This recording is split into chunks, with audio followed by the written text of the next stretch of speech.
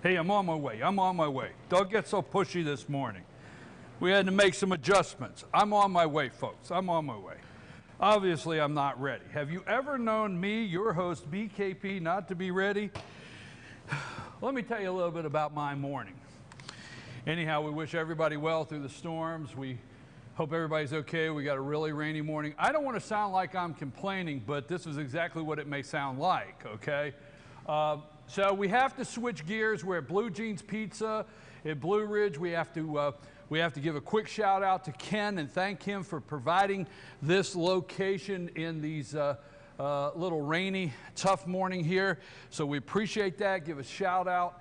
We're over here at Blue Jeans Pizza. So that means what? The storm's coming through. It's pouring the rain. My hair and makeup's a mess.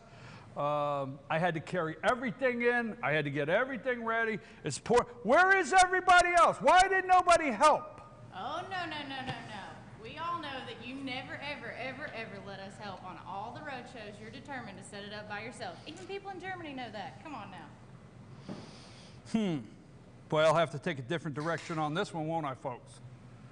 That didn't fly. I didn't get a whole lot of mileage out of that, did I? Whew. Sam. Was that Sam? Oh. Good morning, Richie. Good morning, Sam. Good morning, Rose. And good morning, Dr. Whaley. Folks, you do not want to miss this morning. Again, I'm your host, BKP. Good morning from beautiful Blue Jeans in Blue Ridge, Georgia. We thank our friends over at Sycamore Crossing. We don't want to forget them, but hey, the weather and the crosswinds, we're not able to have our equipment outside. But folks, I want you to take a minute and call your friends and text them and tell them you want to go to fyntv.com. I did not even have to ask my next guest. I didn't even have to send a message to my next guest because the way he studies things and gets out in front of health issues, Dr. Whaley will be here at 8:15, and we're going to talk about Hurricane Harvey, but we're going to talk about the health issues that are posed coming out of this hurricane. There's a lot going on down there. It's a whole different side of the hurricane that people are not talking about. So our guest at 8:15, Dr. Whaley, is going to be in here, and we're going to talk about Hurricane Harvey, the health issues. I'm serious.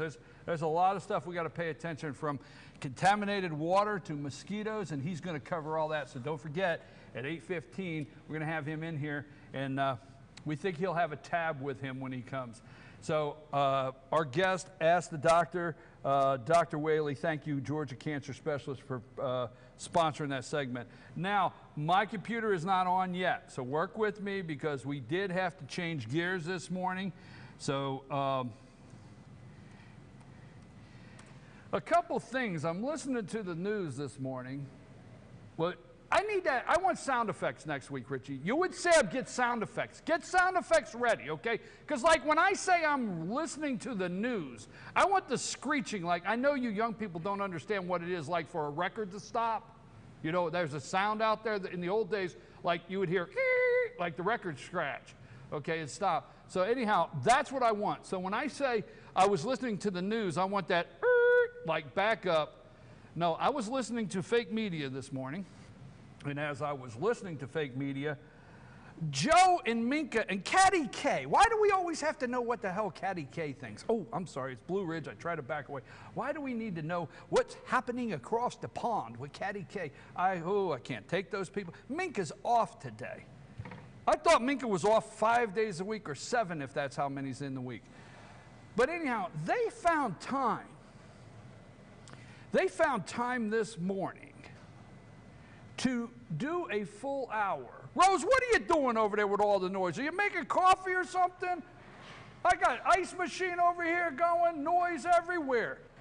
Oh, by the way, good morning, Rose. So MSNBC found time this morning. They found time to do a full hour almost on Hurricane Harvey. It was really nice. It was touching. It was empathetic. You know, the president the other day didn't have empathy. Well, you know, MSNBC, they did almost an hour. I mean, I don't know in an hour how if I even heard Russia. I don't know. Okay, an hour, and it was great.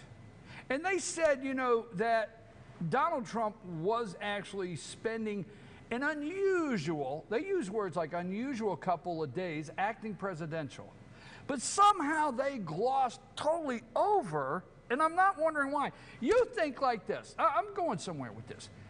If a busboy in a restaurant in New York says they heard a guy at table 3 say that Jared Kushner met with a guy with a Russian accent, it would be a breaking news. Sources, a bombshell report coming out of the New York Times this morning, Washington Post. Busboy, and I know that sounds silly, but that's almost how ridiculous some of these bombshell reports have been. Sources say people leaving a restaurant last night saw certain people go into Trump Tower and push the button for the 17th floor. I know how silly I'm coming across, folks, but that is exactly, if you're paying attention from day to day, how ridiculous some of the reporting has been. So they glossed right over. You know, the president called Comey in, and he set him down, you know, over some meatballs and some gravy. And, he had Joey Bag of Donuts over on the left. You know, he had a couple of the guys with him. And he said, James, come on, James, really? Flynn's not a bad guy. You know what I mean? What do you know about that thing? You know, James, that thing, right? So I'm serious. I'm really serious with this, no matter how silly it sounds. So supposedly Trump obstructed justice. But MSNBC glossed over a whole hour that we come to find out James Comey, former FBI director, may have, no, in fact he did, start the draft to exonerate Hillary Clinton from the email investigation. Went right over everybody's head. Then on top of that, he actually started that draft to exonerate Hillary before Cheryl Mills, Brian Pagliano, a total of 17. And to round it out, Hillary. You remember the day that the black SUVs showed up at Hillary's house? What you got, Richie? 4th of July weekend, 2016. Yeah, July 5th. Yeah, and she wasn't under oath. Yeah, I wasn't under oath. You remember the day the SUVs showed up at Hillary's house? And she had cookies. I'm not joking, folks. If you think I'm joking, you're totally wrong. And she had cookies prepared, and they had tea and coffee ready. And the FBI agents came in and probably apologized. Miss Clinton, we apologize for having to do this today, but we really need people to take pictures of us coming in this morning and sitting down with you and giving the impression that we're talking to you concerning your email server, concerning the fact that you took smartphones, iPhones, into the no technology area, no personal technology area of the State Department. Yeah, there's doors you go in. And the State Department, I know I'm going down this road, but you know, there's doors you go in the State Department that you cannot take this phone. You cannot take personal devices. They all have to be dropped off at the State Department door. When you go in, Hillary Clinton, as the Secretary of State, had a computer set up that was completely secured, phone lines that were secured, all the data. Now, she could have sent every email. She could have done everything she wanted to do on her iPhone, Samsung, LG, whatever she was using. She could have done every single bit of it, every bit, on what is set up in her office. But no, I mean, I don't know, did she take a hammer to 1, or did she take a hammer to 3, or 12, or 13 devices and smash them up? Now, all of this being said, we remember that holiday weekend where, you know, Miss Clinton was preparing to enjoy our great Independence Day and probably be Grand Marshal of the little local parade there and wave to all the kids and throw candy at them or to them, okay? So, but bypassed, MSNBC bypassed. You remember BleachBit, Brian Pagliano, Sharon Mills, 17 witnesses yet to be interviewed when James Comey was writing her exoneration letter, saying, nothing to see here, folks, move along. And the president, so you want me to believe that firing James Comey is going to lead to Mueller, the special counsel, finding out that Donald Trump obstructed justice? Wow, I think we need to keep Gitmo open. And I think Abdul or whatever his name in cell 3, I think his cellmate needs to be first name James. okay? You know what? I always think that Hillary and Bill should get sentenced to have to live with each other. I swear to God, I want them to get a life sentence, whatever's left of their good life, and I want Hillary and Bill to have to get sentenced together and share a cell. I want him to finally have to live with her, okay? That's the bottom line. But I'm very serious about that. And MSNBC and the other media, CNN, and everybody's glossing right over that fact that Comey was writing an exoneration letter for Hillary well before the investigation was complete. And we still don't have the investigation complete, folks. It's still, what you got? Say Mueller had written exoneration of Trump long before any announcement were made, they'd probably gloss over that too, wouldn't they? Yeah, I think so. Yeah, I think they gloss right over it. They're glossing over everything. You know what they didn't gloss over? They didn't gloss over that they say Trump's attorneys have made an appeal to the special counsel Mueller to drop the obstruction charges or investigation concerning James Comey. Wonder if that has some new light and new legs. So folks, we're going to talk about that a little later today.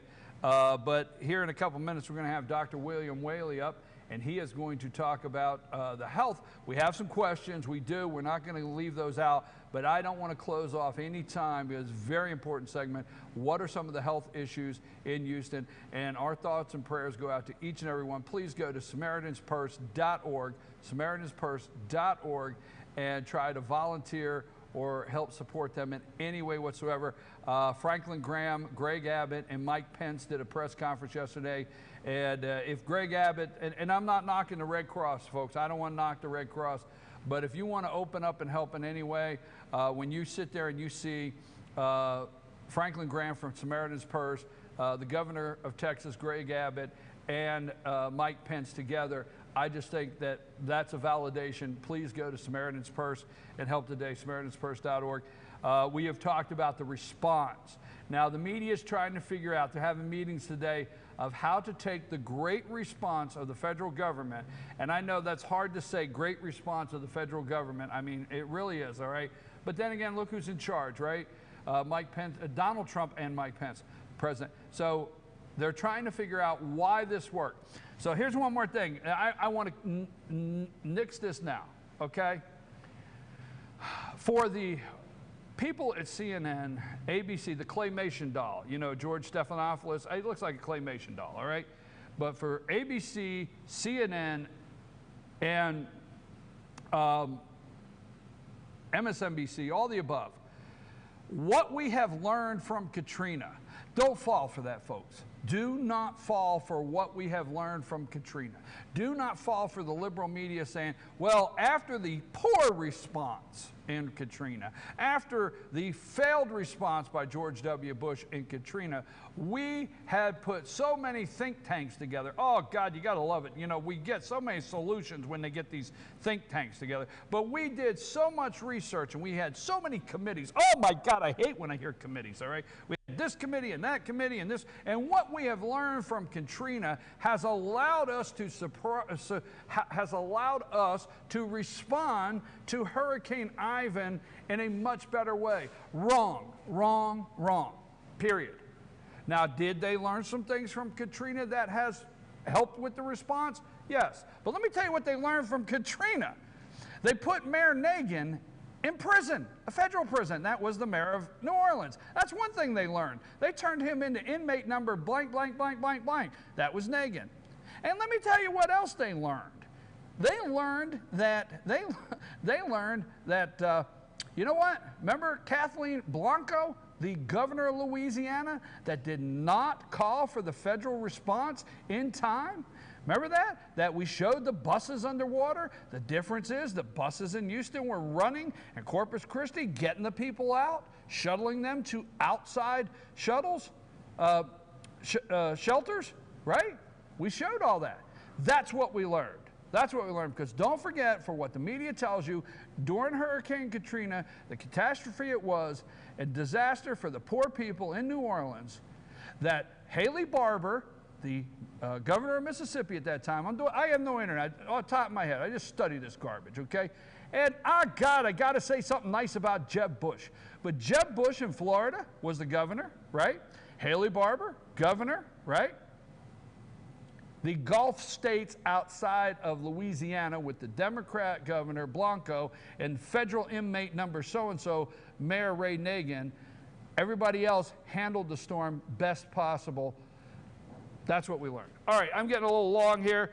$5.5 billion in relief fund. Now, I want our good friends and our fellow Americans in Texas to get any and all help we could possibly get.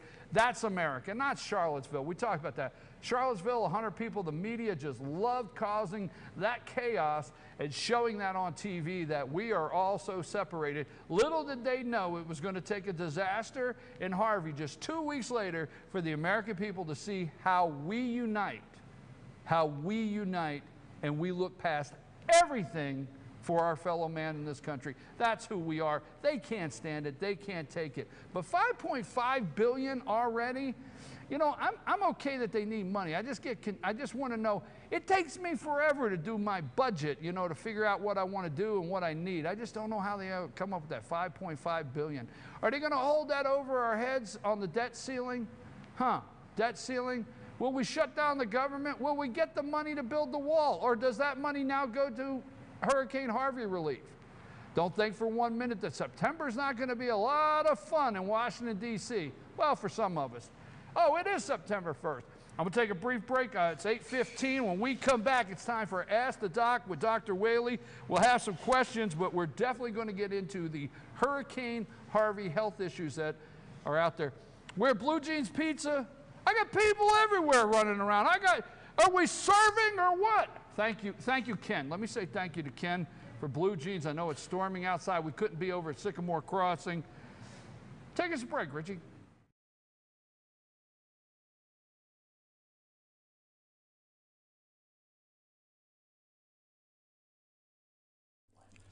In 1981, Reed Nicholson began selling tires out of an old barn in Mineral Bluff. Little did he know that he had just laid the groundwork for the most trusted names in automotive services in the Blue Ridge area. In 1997, Nicholson Tire Center became what it is today, holding the same values of faith, family, and great customer service. 2 locations to serve you, and the Blue Ridge location is currently expanding to offer fast service and the largest U-Haul provider in Georgia. Nicholson Tire Center, Blue Ridge, and Mineral Bluff. Broken Bowl, located in beautiful downtown Blue Ridge at Sycamore Crossing, is locally owned and operated. Our Simply Noel selection is the largest around. We have a great selection of unique clothing and several lines to choose from for men and women. We carry a beautiful variety of handmade jewelry from Blessed Be and others. All kinds of gifts, starting to carry shoes this fall as well. Come visit us on your next trip to Blue Ridge. We can't wait to meet you at Broken Bowl, located in downtown Blue Ridge.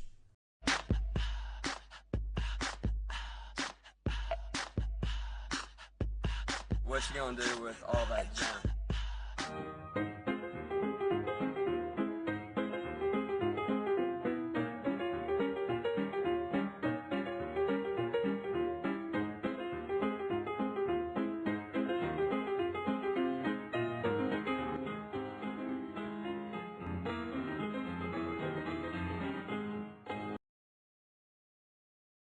Ellijay Fitness Center, located at 379 River Street in Ellijay. Open 4 a.m. to 10 p.m. Locally owned and operated by Mark and Amy Woodring. Now offering sport-specific training to young athletes. Doesn't matter the sport. If you want to excel, let us help you be your best. Call or come by today for customized programs. 706-636-2348. Ellijay Fitness Center, your local and friendly health club. A place where everybody is somebody. Ace is your healthful place for paint and home goods, tools, outdoor living, and lawn equipment. But did you know Ace Hardware of Blue Ridge is a little bit more? We have hunting rifles and accessories for your next hunting trip. We have Amish furniture imported directly from Ohio. And we have Ace Custom Woodworks for all your custom wood project needs, from cabinets to artwork. Ace Hardware of Blue Ridge. We have your new house in stock. North Georgia Diamond is your source for diamonds. Come on in to view the area's largest selection of fine jewelry at North Georgia Diamond. All repairs and designs are done on site by our jewelers. And North Georgia Diamond has the lowest prices on loose diamonds. You can also sell your gold, silver, and coins at North Georgia Diamond between Walmart and Lowe's in East Ellijay. Locally owned by Bill and Allison Craig, North Georgia Diamond is your source for diamonds in North Georgia. Be sure to check out New Blue Home and Gift, located in beautiful downtown Blue Ridge at Sycamore Crossing. Find us on Twitter at New Blue Home. Everything beautiful for your home or a special gift can be found at New Blue Home and Gift. Call us today at 706-455-3873 or visit us at 531 East Main Street, Suite 103 in downtown Blue Ridge.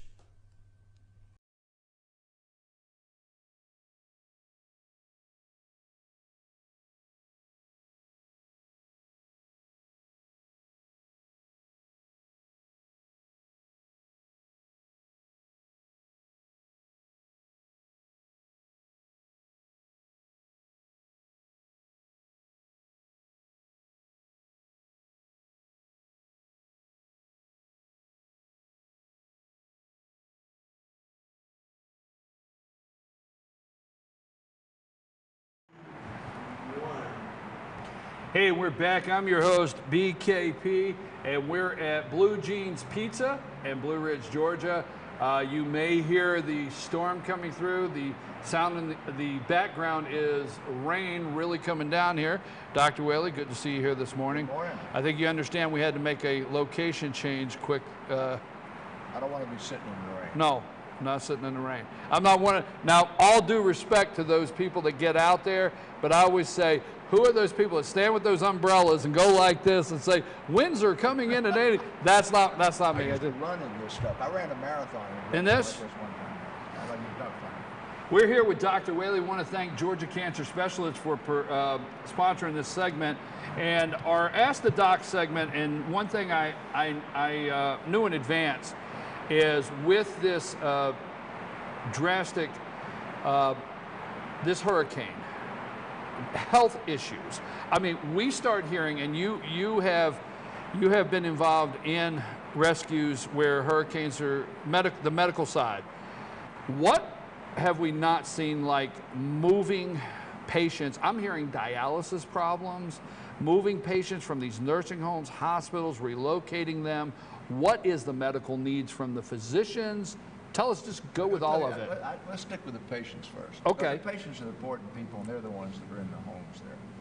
I think when the governor of Texas said, regardless of what the mayor says, you should leave town if you live between the coast and Houston, that a lot of this problem would have been avoided. But the great example, everybody just look at your car today as you drive into wherever you're going.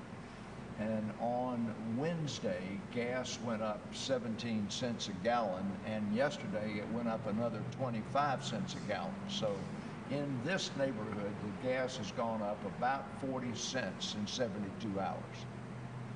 Now, just imagine that you're on insulin, or that you take blood pressure medicines or other medications that if you stop them, there's an adverse outcome, and that you were due to get your medicines last Thursday.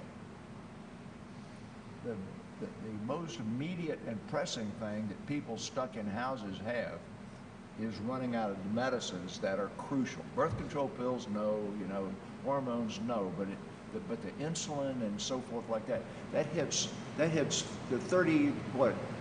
8,000 people in shelters. They didn't get out of there with their medicines. So that's a simple thing that everybody can think about. Pharmacists aren't allowed to fill prescriptions unless the doctor's written one or called one in. So immediately last week, the state of Texas gave emergency authority to pharmacies to issue up to a 30-day supply of medication if the doctor couldn't be located, where their usual authority is for 48 hours worth to get them over, 72 hours worth to get them over a weekend sort of thing. So that's kind of the rubber against the road. Now, tinier groups of people are on dialysis. We have a big dialysis center up in Blairsville. We have one in Ellijay. and they're full all day, every day, but with like 50 or 100 patients. They require power and they require clean water. And in the entire city of Houston, Texas, all the dialysis centers are underwater. And so you can't do without, you do out dialysis usually Monday, Wednesday, Friday, Tuesday, Thursday, Saturday, 3 days a week.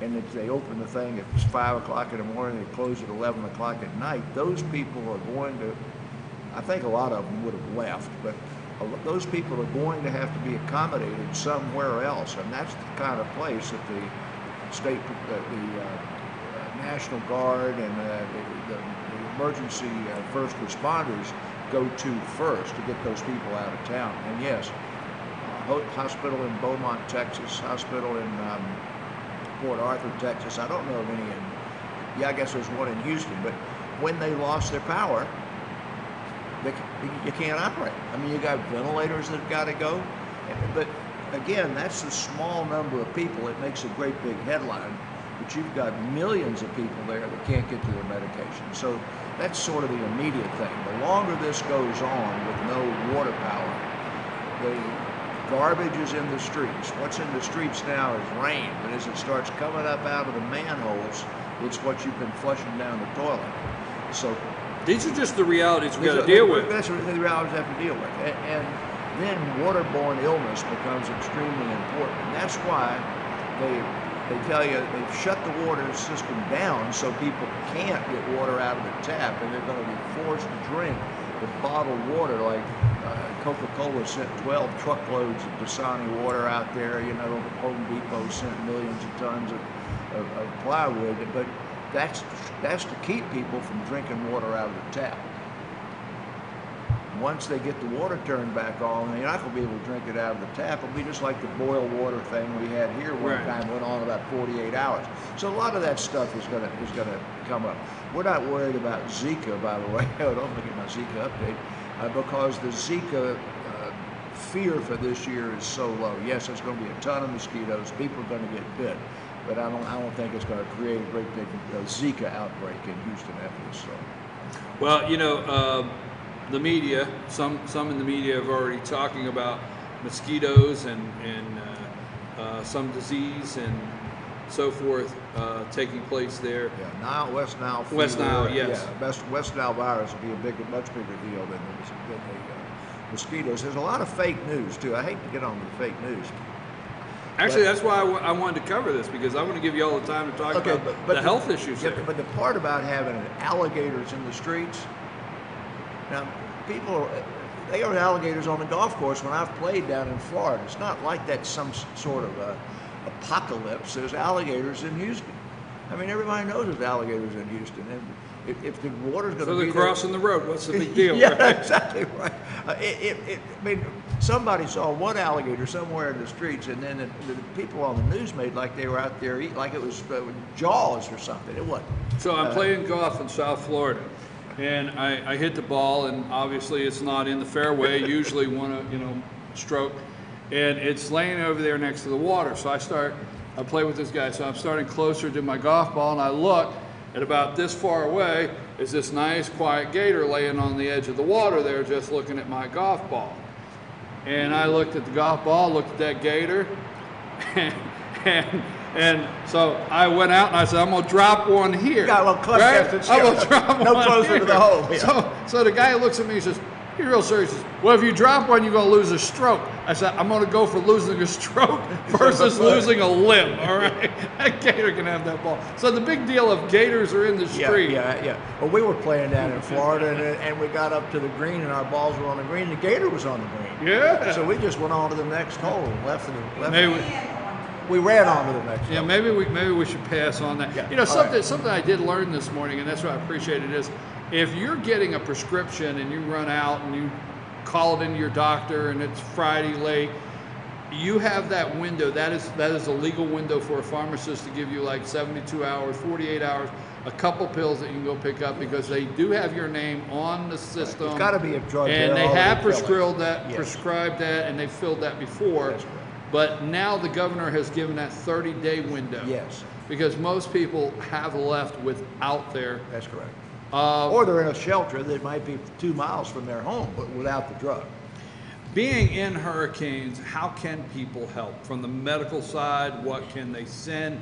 What can they go down and help? What is it like on the for physicians and so forth that want to go help? The truth is, I don't think you need to be, I think there's no role for going to Walmart and buying a bunch of canned goods and taking them out and taking them to some spot and putting them there. It's money.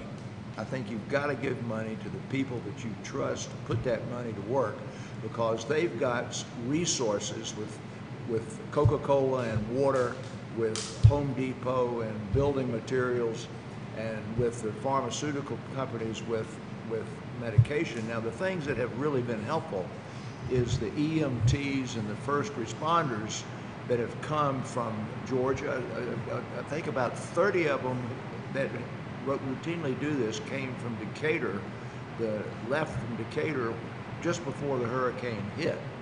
And so within the time they got there before the roads were bad. So 30 guys from Decatur that are EMTs are on the ground there, and that there's more of those people you've got, and they're not working for any particular police department or fire department. They're in the boat or the canoe that Leroy, who lived around the corner, is using to go get his neighbor.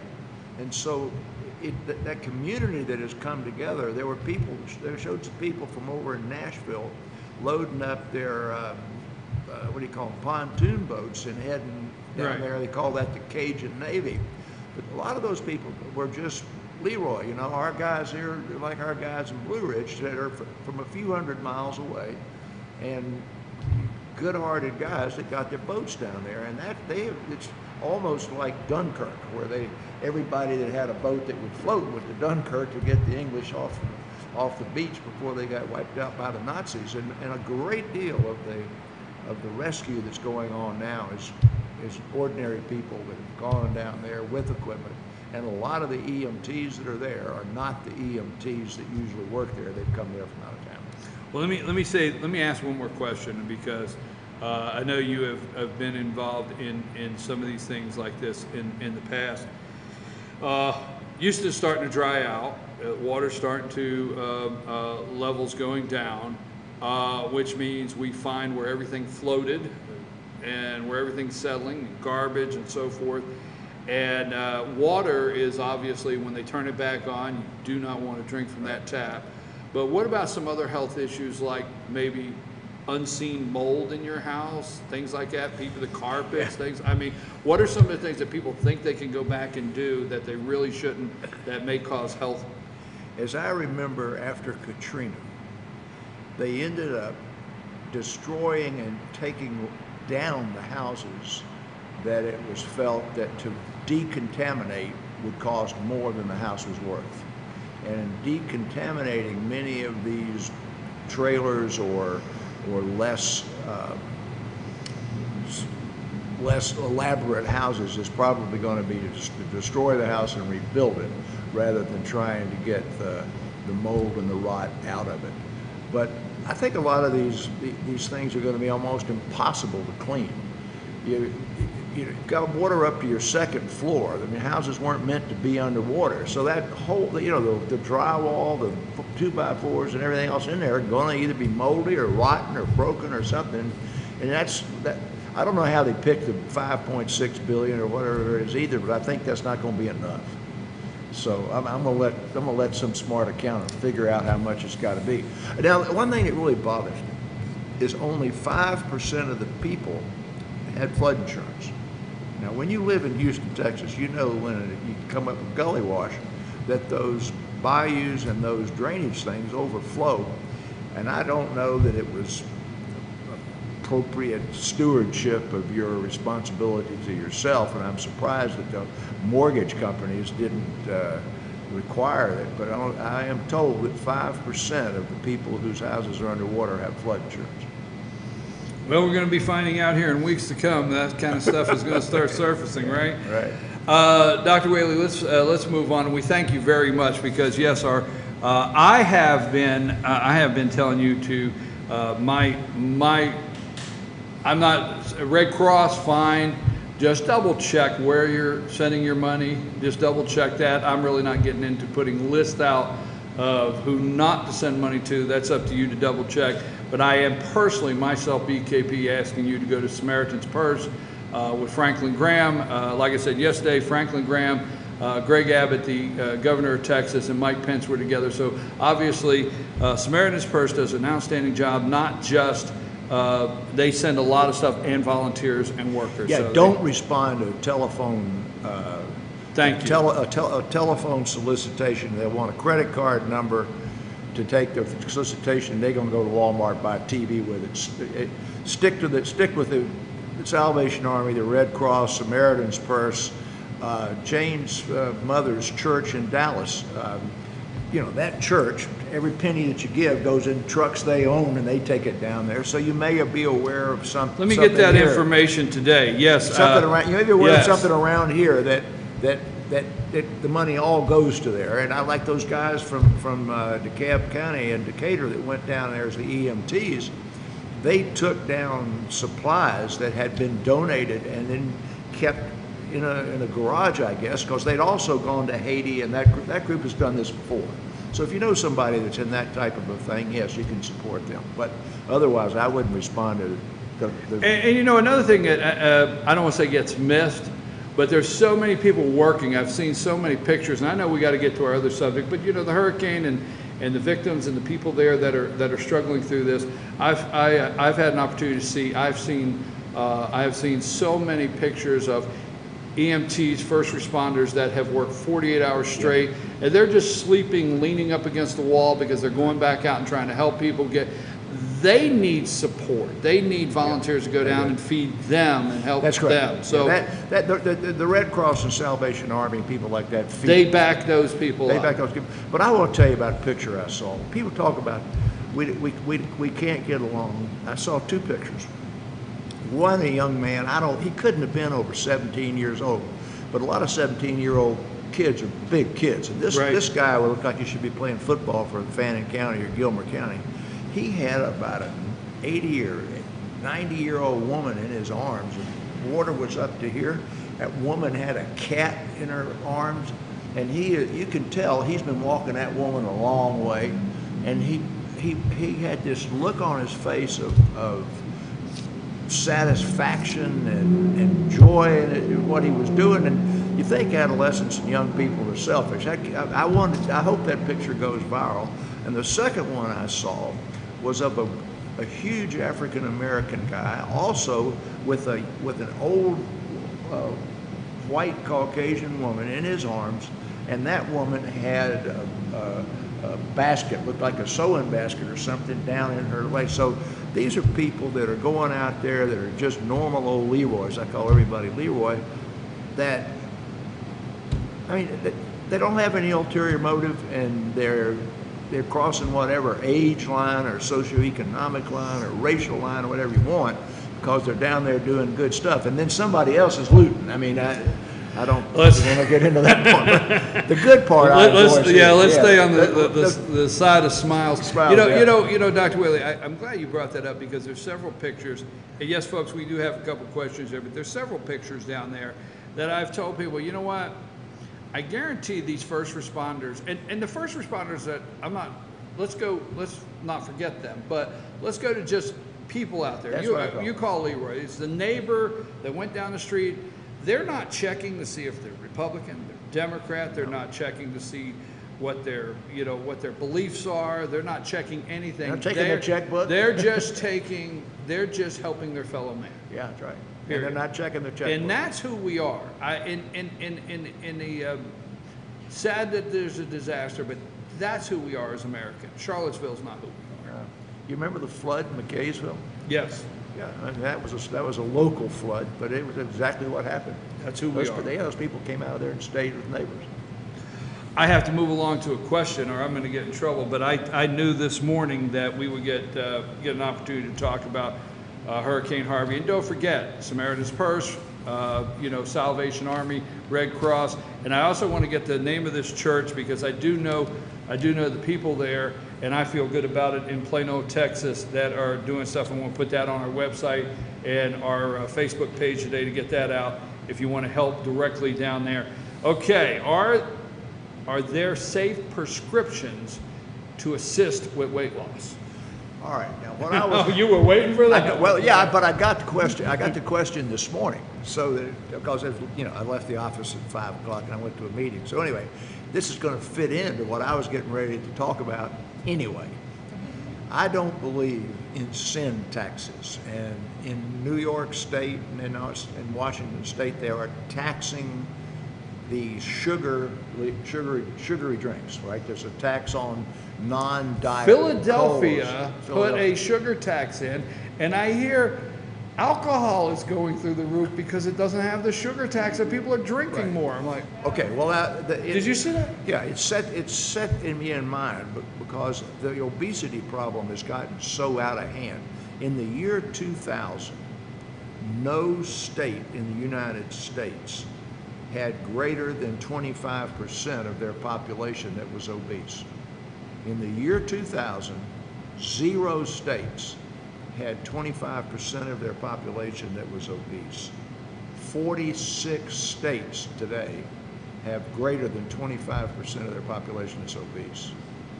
Now that's a national tragedy. That's like the daggum OxyContin. There are 25 states that have over 30%, and 5% that have over 35%.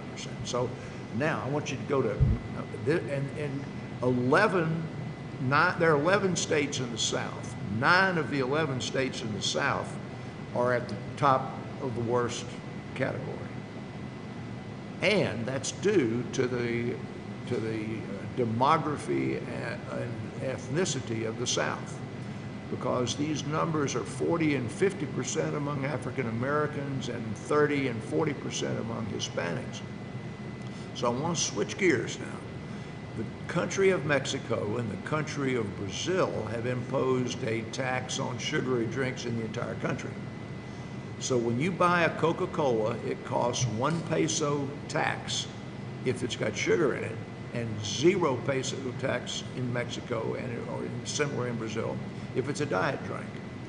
And in the period since then, the obesity rate in Mexico has gone down, and the sale of sugary drinks in the lower economic communities has gone down by 11%. So I'm against those taxes, but it makes some kind of sense that there has to be some national movement about obesity. And that flips you over to the question about, can I take a pill and is it safe and lose a bunch of weight? And the answer to the question is there are prescription drugs that are marketed for the purpose and therefore are declared by the government to be safe, and they fall into several categories. The biggest one that you can purchase even over the counter is a drug called Xenical, and over the counter I think it's called Ali. It's about 25% of the same strength. Every one of these products say for a limited period of time, in combination with a low-fat diet and an exercise program. Now, Xenical, the biggest one, which is Ali over the counter, it tells you right on the top of it, your diet must be less than 30% fat. And what this drug does is it interferes with the absorption of half of that fat. Well, the biggest laxatives that we have are fat. So the side effects are diarrhea. You don't absorb vitamins, so it tells you to take a high-potency vitamin either 2 hours before or 2 hours after you've taken the drug, and on and on and on of things to do to keep yourself from getting in trouble when using the drug. And then if you've taken it for 12 weeks and you've not lost 5% of your body weight, well, if somebody's taking that drug, let's say they weigh 200 pounds, that's at least 10 to 15 pounds you will have had to lose in 12 weeks or stop the drug. It's not going to work for you. And the problem is people just start taking the drug and they just take it on and on and on, and they might have lost 6, 8, or 10 pounds, but they plateau and they become vitamin deficient. Now the other drugs are a variety. One of the drugs is a anti-narcotic drug called naltrexone and an antidepressant linked together. That drug is called Contrave. It's about $300 a month with a copay and $600 a month if your insurance company won't pay for it. And it's one of those drugs that if you haven't lost 5% of your body weight or at least 12 pounds, whichever is less, in 12 weeks, stop the drug. Then another drug is a type 2 diabetic drug that the side effects are so legion that nausea, vomiting, dry mouth, low blood pressure, unconsciousness, low blood sugar. I mean, it sounds like awful. It's a diabetic drug. But once again, if you haven't lost a substantial amount of weight in 12 weeks, stop. So that's that category of drugs that are not amphetamine. Lastly, you've got the drug that is prescribed a lot in this community called phentermine. If you can remember the old fen that was 15, 20 years ago caused right ventricular hypertrophy and cardiac death.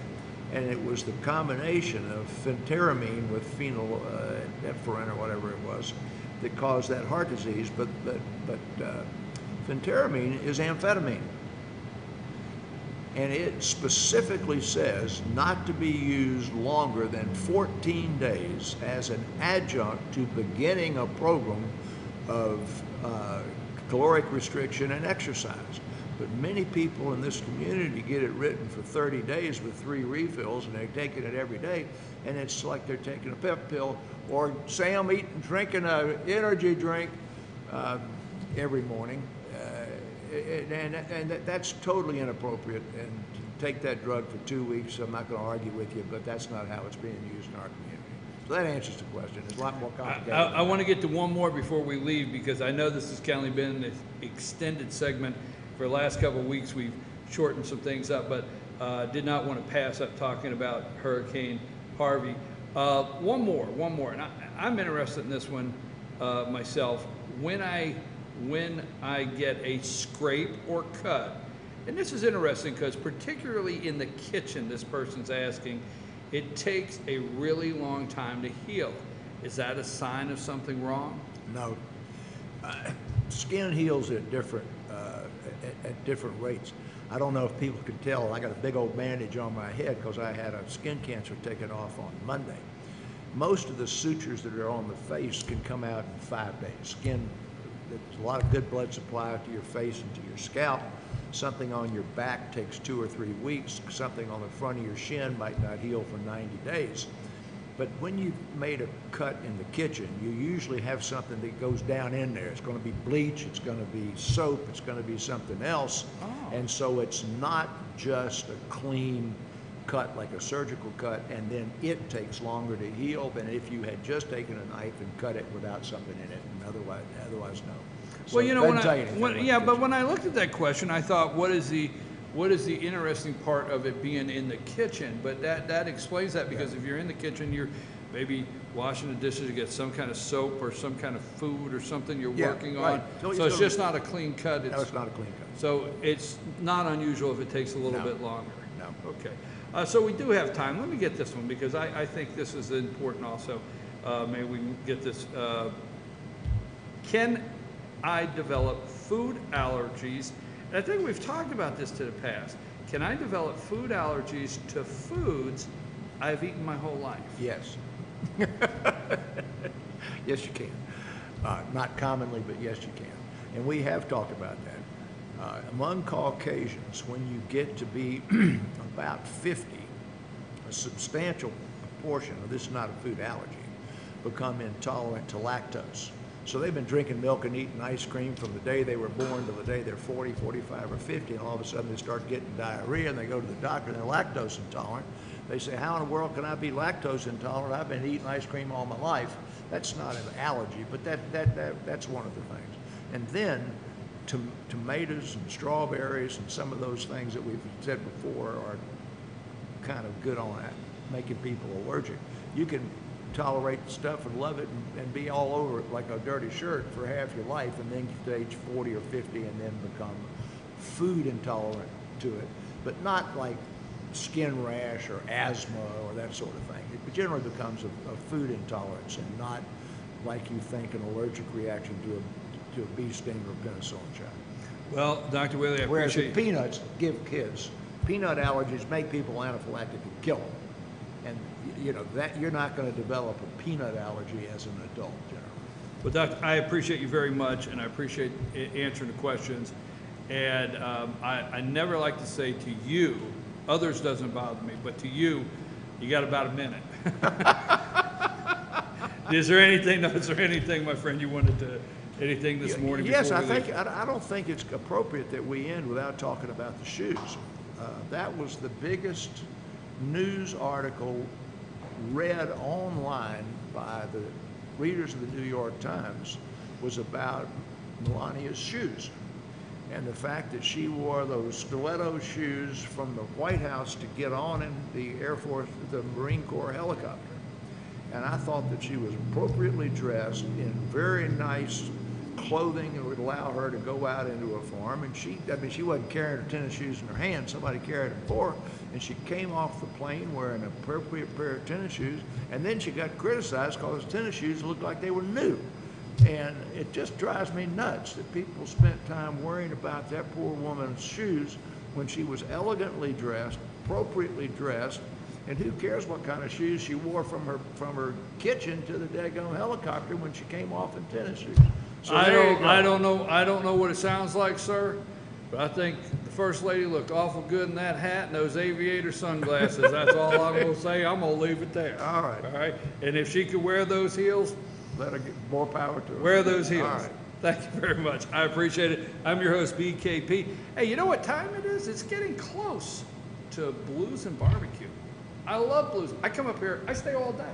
I come up here early in the morning, get my chair, I stay all day till Working, of course. Yeah, working, obviously. Yes, Blues and Barbecue. Because he doesn't drink beer. No, I don't. No, you don't. But Drink any alcohol. I drink all day, though.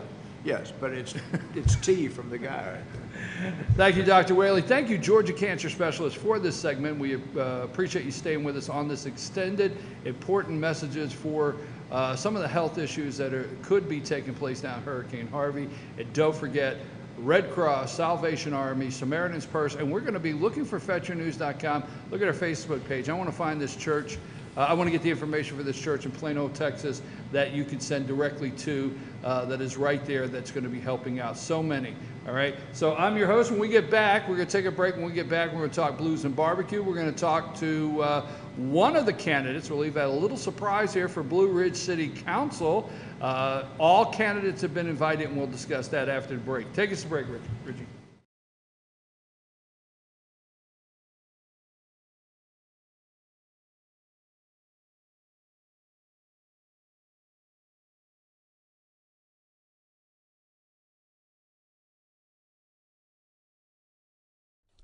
Papa's Pizza to Go in downtown Blue Ridge is the best in the area all-you-can-eat buffet. Call ahead or order online now at papaspizzatogo.com. Use our convenient pickup window for the best in pizza, subs, wings, breadsticks, salads, and more. And be sure to check out our lively game room. We serve lunch and dinner, catering available, take out or dine in. Papa's Pizza to Go in Blue Ridge, proud sponsors of the Fannin County Rebels.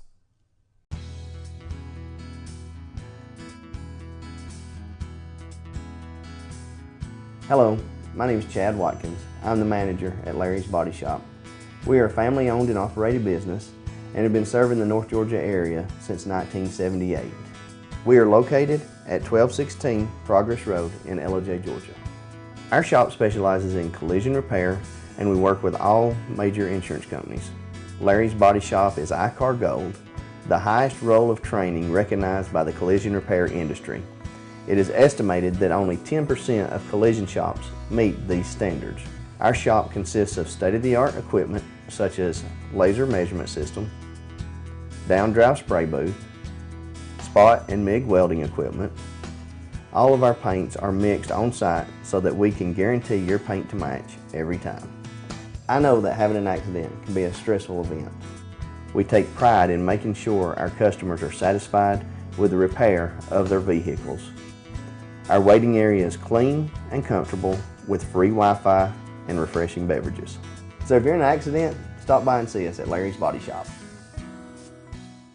The Tupelo Tea mission is to provide over 80 premium tea blends for tea lovers who are looking for ways to explore new flavors and blends. Come visit Tupelo Tea, located in beautiful downtown Blue Ridge at Sycamore Crossing. Be sure to sample our various varieties of honey and tea. Visit us on the web at tupelotea.com or call us at 706-946-TEAS. That's TEAS.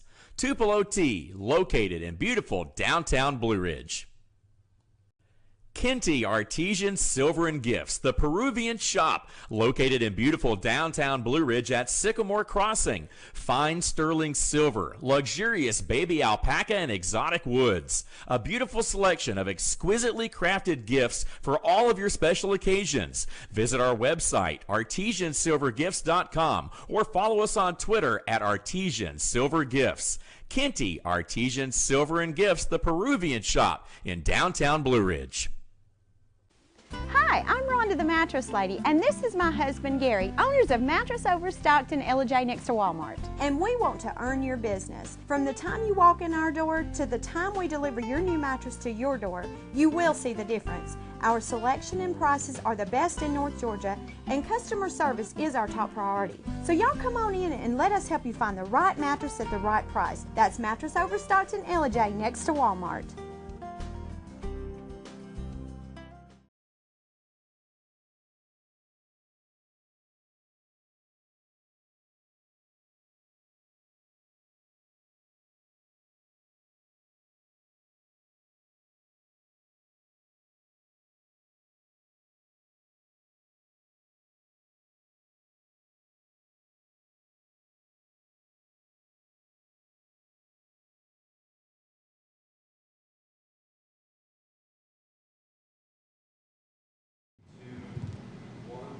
Hey, I'm your host, BKP, and we are live here at Blue Jeans Pizza at Sycamore Crossing.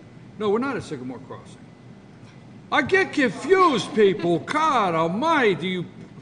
I mean, one minute I'm at Sycamore Crossing, then I'm at the pizza shop, but I'm not confused. Who is with me now? Amanda Davis, thank you for joining us. Rotary Blues Jam and Street Dance. Well, you just can't go wrong with that. You can't. You can't. Tell me what the Rotary... Now, folks, you are out there in Atlanta, all over, and you love to come up for blues and barbecue. But what we don't want you to forget is there are things happening the night before, Friday night, right? That's right. That's right. So this is our 12th annual Rotary event. Super excited. A few years back, we partnered with the Blues and Barbecue Festival, and we've been able to throw together this concert. We're super excited about it. They have secured some of their top performers for our concert on Friday night. We may even have a few surprise guests as well. So it's going to be a great event. Beer and wine sold. In addition, they're going to be doing their blues crawl as well. So it's just going to be a really fun, entertaining event. So we're excited. Okay, so this is the Rotary Blues Jam and Street Dance. It's the 12th annual Rotary event. It is from 7 to 9. That's on the Friday night, right? Yes, it's actually, doors will open at 7 6. to 10, 7 to 10. Yeah, okay. doors are open at Live 6. music. That's right. And that concert's going to go from 7 to 10, may go a little over. I think we're going to have several singers and song people there, so it's gonna be a really great event. It may actually go a little over 10, but we're excited. And there's no reason not to show up. It's free admission. Absolutely. How are you guys pulling? No, street dance. That one's got me. I know it. You can't have a blues jam without a street dance. So we're super excited. Free admission. You can't beat it. We will be selling beer and wine. And, it's just because this is our 12th annual event. We have such huge supporters in our community and with our sponsors that we're able to put on this free concert. The contributions that our sponsors have been able to provide us between our founding sponsors, North Georgia Ford, as well as Auto Trader, and our presenting sponsor, BB&T Mortgage, we're able to raise our monies to put back into our community with our service projects. Now, let me ask you a question, because Rotary, You know, I have so many people. Can you give me the brief, I call it the thumbnail sketch? I mean, there are a lot of people that hear, okay, this is being promoted by Rotary. What exactly, or the brief description of what Rotary is for those that don't know? So I get that question a lot. So Rotary is an international service organization, and we bring together business and professional leaders to contribute back to our communities, to do humanitarian works, and to promote goodwill and world peace. And it's just a great organization. Our particular club in Blue Ridge, the way I would describe it is we're just the perfect mixed bag of brain power and experience, and we're able to take all that and put together some great projects and great events, and it's going to be really fun.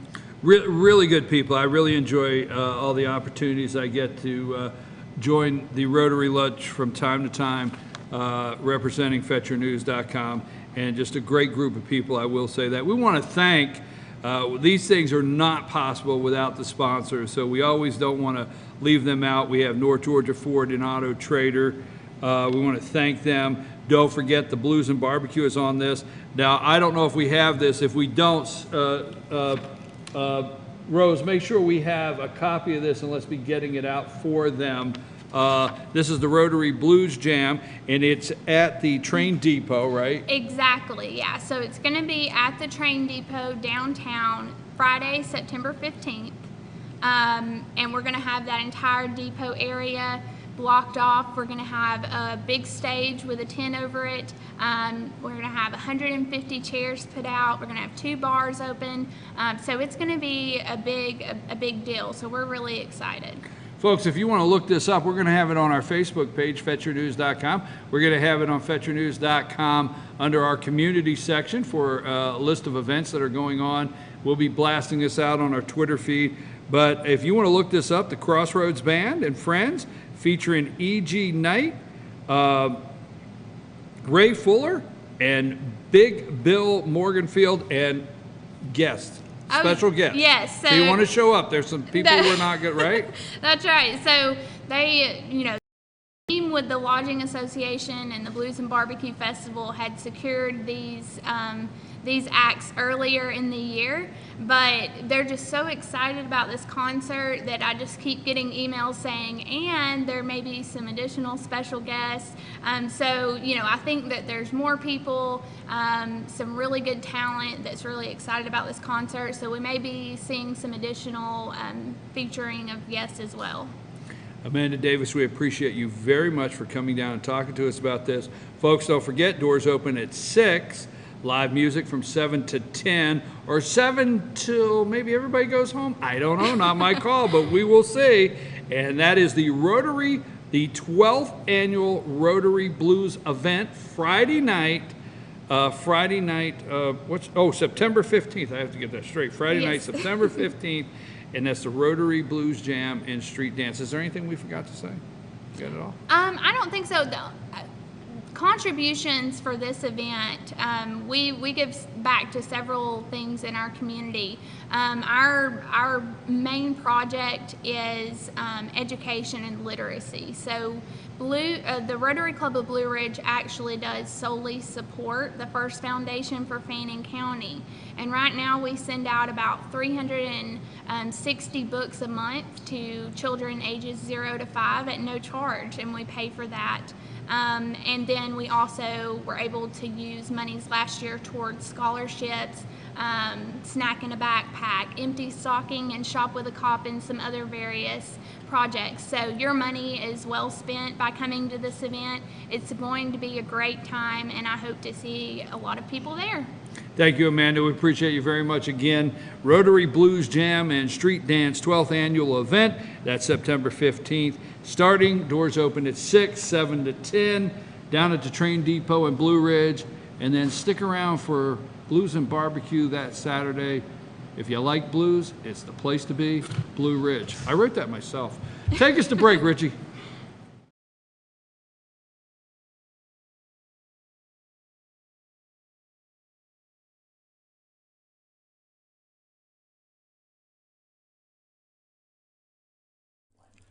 In 1981, Reed Nicholson began selling tires out of an old barn in Mineral Bluff. Little did he know that he had just laid the groundwork for the most trusted names in automotive services in the Blue Ridge area. In 1997, Nicholson Tire Center became what it is today, holding the same values of faith, family, and great customer service. 2 locations to serve you, and the Blue Ridge location is currently expanding to offer fast service and the largest U-Haul provider in Georgia. Nicholson Tire Center, Blue Ridge, and Mineral Bluff. Broken Bull, located in beautiful downtown Blue Ridge at Sycamore Crossing, is locally owned and operated. Our Simply Noel selection is the largest around. We have a great selection of unique clothing and several lines to choose from for men and women. We carry a beautiful variety of handmade jewelry from Blessed Be and others. All kinds of gifts, starting to carry shoes this fall as well. Come visit us on your next trip to Blue Ridge. We can't wait to meet you at Broken Bull, located in downtown Blue Ridge.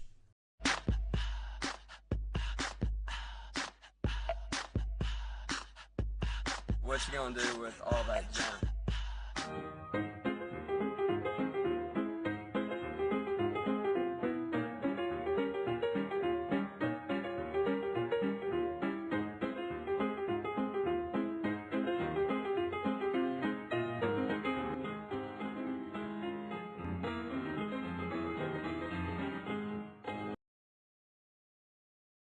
Ellijay Fitness Center, located at 379 River Street in Ellijay. Open 4 a.m. to 10 p.m. Locally owned and operated by Mark and Amy Woodring. Now offering sport-specific training to young athletes. Doesn't matter the sport. If you want to excel, let us help you be your best. Call or come by today for customized programs. 706-636-2348.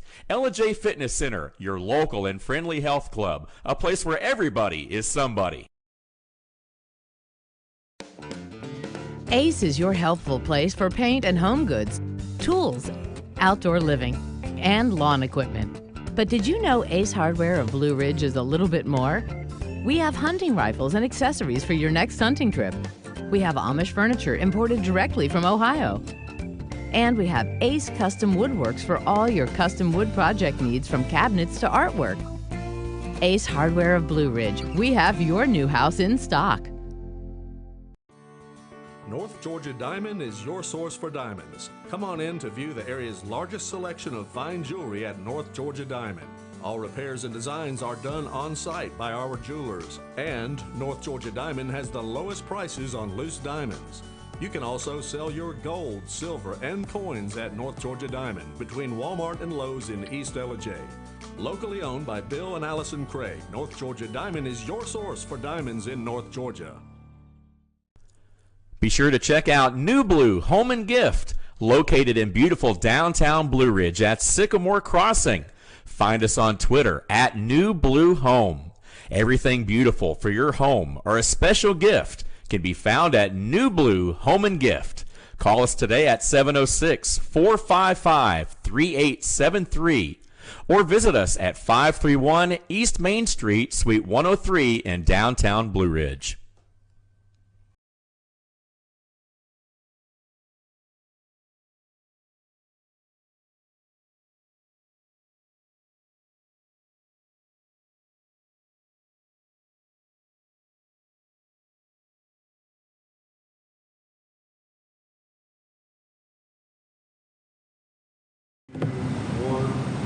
Hey, and we're back. I'm your host, BKP. Good morning from beautiful downtown Blue Ridge. We're at Blue Jeans Pizza. We had to make a location change this morning. We're over here at Blue Jeans Pizza, not Sycamore Crossing.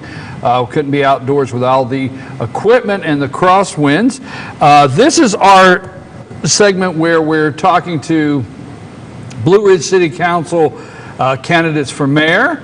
We're talking to Blue Ridge City candidates for mayor and candidates for council. And my next guest is Miss Jane Whaley, a candidate for Blue Ridge City Council. Welcome. Thank you. Let me get this out of the way. We're going to you're our FYN Mike Huckabee. I know. had so much and you know, I remember the night when Mike Huckabee fun. decided he was running for president of the United States, and obviously the network had to say, well, while you're running, you know, you can't keep your show. So because this is, we're used to you, this Miss Jane Whaley, we're used to being at her residence over on Sycamore Crossing, just for clarification, and that's where you're at over there. Last Friday, I want to start here. All right. Last Friday, we're sitting there, and you have been a part of our all-star panel for, well, last year and this year when you're available, and we have so much fun. You left and went and qualified. Okay, I'm going to say in front of the camera, live on, why didn't you tell me? I mean, my God, I mean, we're sitting there and we had our show, and I had no idea you were doing this. Well, I really didn't either. I thought about it for about a year or two. I knew we had to make a change somehow in Blue Ridge, and I thought about it. And after the show, I talked with some people, and they said, go down there and just sign up right now, just go. So I got into my car, didn't tell my mom, didn't tell my husband, didn't tell anybody, didn't tell you. I marched right down there and signed up. Well, I later in the day, Natalie is our Fannin County reporter, and I sent her a message last Friday, and I said, your assignment today is to know come 4 o'clock or whatever the deadline is, who is running for city council and who is not. And then when later in the day I look at who's on the list, and I said, well, you couldn't have told me. So, all right, so you went down last Friday. You're a candidate. You are, what post is it? Post 1. Post 1. Post 1 is currently held by Harold Herndon, an incumbent that is seeking re-election. So that is your opponent, and you decided to run. Let's start with, what are the basic reasons, basic reasons why you decided to run for city council? Well, Blue Ridge has been, as you know, in disarray, and for a long time. The city is just disconnected all around with the people, with the county, with the Blue Ridge City Council has basically disconnected themselves from the citizens. And we have got to change that, because we're on the cusp. The future of Blue Ridge is so important, and right now it's at a point where you can make it better or it can really get into a problem. So what I want to do, and what I've thought about and wanted to do for a long time, is my look on being a city council member is that I want to serve the people of this city. When people are elected to serve, a lot of people forget that word serve. And that's exactly what I want to do. And what does serve mean? In my view, serve means you listen to your constituents. And if you don't listen and hear what they say and know how they feel, that's Arkansas talk for feel. I'm okay with that. I fit right in. If you don't understand their concerns and their desires and their dreams, you cannot act on what they want. You don't go up there to do what Jane Whaley wants to do. I want to be the representative for every person in this city. I want to hear the people who think differently than I do. I want to know why, and I want to see, hey, that may be a good idea. I want to listen to everybody, and that hasn't happened. Of course, Rhonda Thomas and the mayor, fabulous. They listen and they try, but there's just, there's a need for 5 people on that council that care about the city, want to listen to the citizens, want to do things in proper order. I have a couple questions on that, some of the things. Now, do you mind me asking, how long have you been like in Fannin County? I mean, how long have you been here? Almost 30 years. 30 years. 30. So you don't, well, I'm not checking your memory, but you don't, no, I'm not checking your memory, but you almost like don't remember, but you don't really, this is this turns into home after so long, does it? Because I mean, I say that for myself, and there is some question what people have of how long somebody's been somewhere, kind of like a test on whether you're, I personally have been here since 2000, middle of 2000, and this is home to me now. Like I said on the program last week, the All-Star panel, I've been here in Blue Ridge longer than I've been anywhere, the town I was born in. And the minute my husband and I, Bill, saw Blue Ridge, when we drove through looking for a place we wanted to retire, it was it, period. So that was almost 30 years ago. And what he said to me was, Jane, I want to come to this town. I want to practice medicine. I don't care if they pay me in chickens and eggs and tomatoes, because that's pretty good pay around here. They do, and they still do, and I, like that. But he said, this is going to be our home. That was 30 years ago. I want to know the people. I want to know who lives here. And I want to be not only their physician, but their friend. And that's what we've been striving to do all this time. And we love this city. And we love the city, the county. We love the people in this town. How important is it to you, because you decided to run, what is like some of the things that the future of Blue Ridge has to embrace, has to do? I mean, what are some of the things for the future of this city that have to be done? Yeah, just have to be done. For me, the most important thing to do and to address properly is the infrastructure of this town. It's pouring rain again today. We flooded about a month ago. And the problem is, you may have read in the paper how this is getting done, that's getting done, but you need to analyze what is getting done and in what order. And let me give you an example. For instance, let's take your home. If you have a home that the water pipes are leaking, the air conditioner doesn't work if you have one, there's a hole in the wall, there's a leak in the ceiling, you don't decide to paint that house. You fix the water line, you fix the hole in your ceiling so you don't get rained on, and then after you've allotted what you've saved for those big repairs, then you paint the house.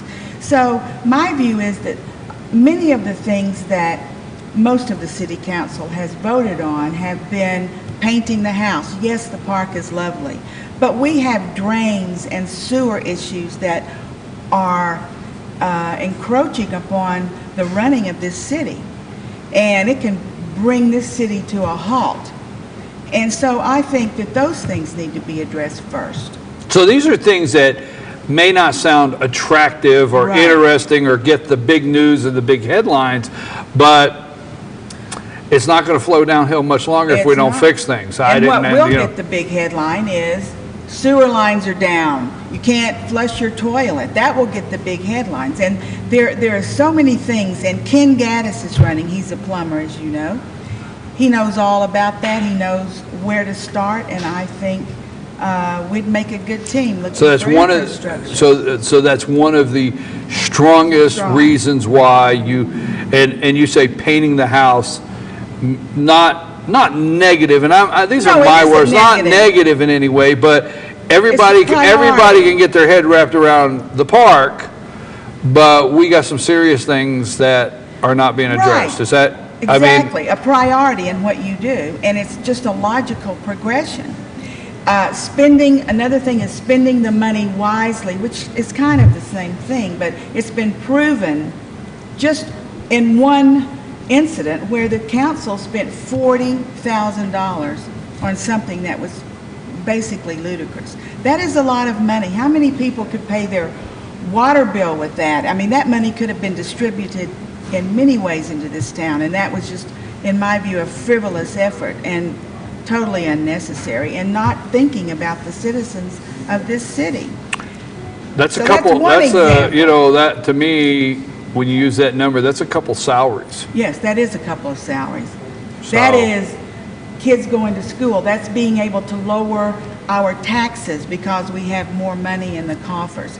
And it goes on and on. For instance, there was a grant that the city had that the city gave back, $120,000, because the powers that be just decided, well, we don't want to do it the way that grant was going to ask us to do it, which was a perfect plan as far as I was concerned. They sent back $120,000. That's just unbelievable to me. We've got a long campaign. We're going to invite all the candidates. I want you to know out there for FetcherNews.com, every candidate is welcome to come and announce their candidacy, be on the show, and actually, if you have an opponent and you would like to join your opponent and maybe discuss some of the issues, we'll be glad to do that too as this campaign moves along. Anything in closing, Ms. Whaley, that you'd like to say to the voters, or anything that you wanted to, get across this morning before we leave? Well, I'd like to say that my actions speak louder than my words. We have invested in this city and in this county. We've given walking parks, and I've tried to build a building that will serve the people in this town to come and enjoy the place at Sycamore and sit and have a cup of coffee or tea. And I will not let you down. I want to ask for your vote. If you don't know me, my name again is Jane Whaley. I want to ask for your support, ask for your vote. Look at what I've done in the city to show that I love it. And it was not a personal issue at all. It was just to give back to this town. And being a council member is hard work. It is not a frivolous thing. It takes a lot of time. It takes a lot of effort. If you're going to do it right, I would like to have meetings once a month for the citizens to come talk with me in private about what they want to be, what they want to talk about, or what they need in the city. I think it's very important that the citizens are allowed to speak in the city council meetings, to have a voice heard. We are totally shut down. We have no say in one issue that comes about because no one's allowed to talk, period. So that would be a priority. Yes, we have interaction in the council meetings. We listen to the people in this town, and then we act on what they want to do. I'm representing them. That's what I would be doing. So I ask for your vote for post 1, Jane Whaley. Okay. I'm not on the big council in the what were we? Oh yeah. The All-Star panel. I'm gonna miss you guys. Well, we're going to miss you too, and you caught us off guard. So we're excited. We're excited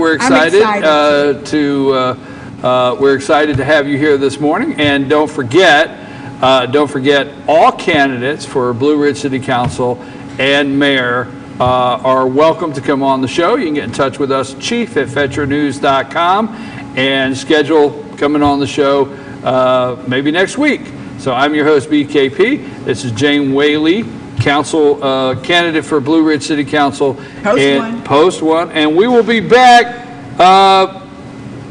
Richie and I are going to talk about a couple things to close out the morning. All right? Take us a break, Richie.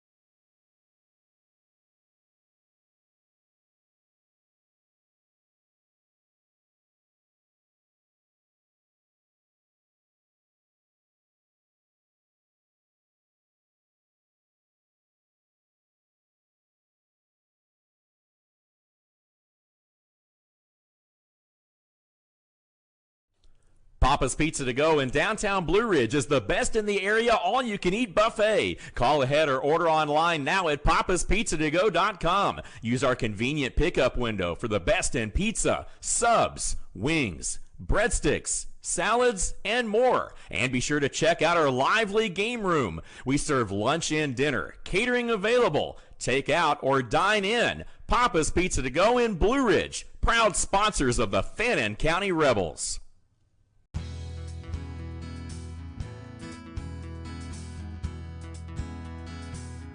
Hello, my name is Chad Watkins. I'm the manager at Larry's Body Shop. We are a family-owned and operated business and have been serving the North Georgia area since 1978. We are located at 1216 Progress Road in LOJ, Georgia. Our shop specializes in collision repair and we work with all major insurance companies. Larry's Body Shop is ICAR Gold, the highest role of training recognized by the collision repair industry.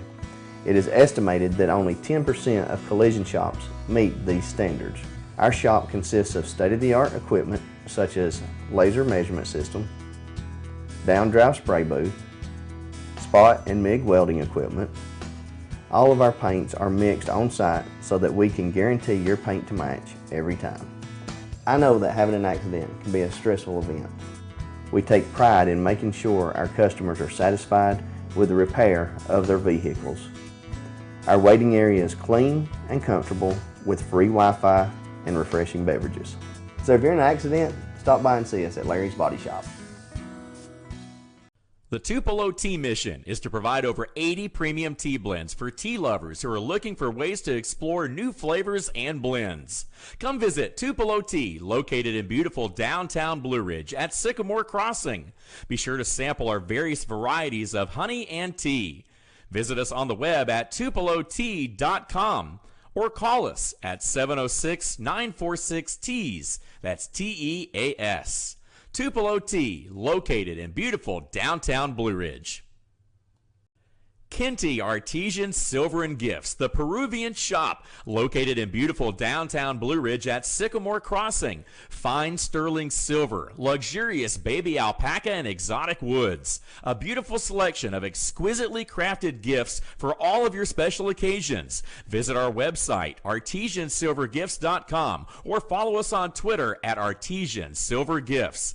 Kenty Artesian Silver and Gifts, the Peruvian shop in downtown Blue Ridge. Hi, I'm Rhonda the Mattress Lady, and this is my husband Gary, owners of Mattress Overstocked in LJ next to Walmart. And we want to earn your business. From the time you walk in our door to the time we deliver your new mattress to your door, you will see the difference. Our selection and prices are the best in North Georgia, and customer service is our top priority. So y'all come on in and let us help you find the right mattress at the right price. That's Mattress Overstocked in LJ next to Walmart.